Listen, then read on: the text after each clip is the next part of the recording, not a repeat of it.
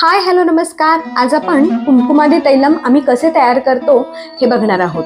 ह्यासाठी आपण सारिवा, मंजिष्ठा, अर्जुन, ज्येष्ठमध, रक्तचंदन, लोध्र, वटांकुर, नागकेशर आणि ह्यामध्ये सगळ्यात महत्त्वाचा जो इन्ग्रेडियंट आहे तो म्हणजे केशर, ह्या सगळ्याचा काढा करायला ठेवलेला आहे.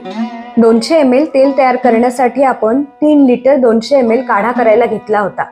हा उकळून 800 ml जेव्हा होईल त्यावेळेला आपण गॅस बंद केला.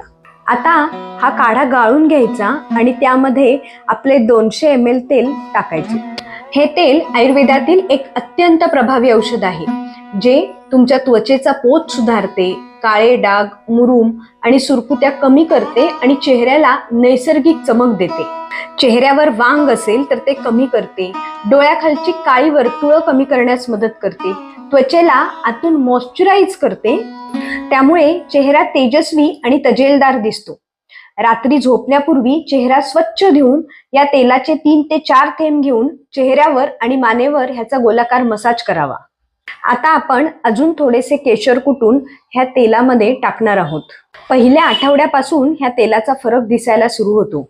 केशर सोबत आपण अजून एक महत्त्वाचा घटक ह्याच्यामध्ये घालणार आहोत, तो म्हणजे दूध. ह्यालाच क्षीरपाक पद्धतीने बनवलेले तेल म्हणतात.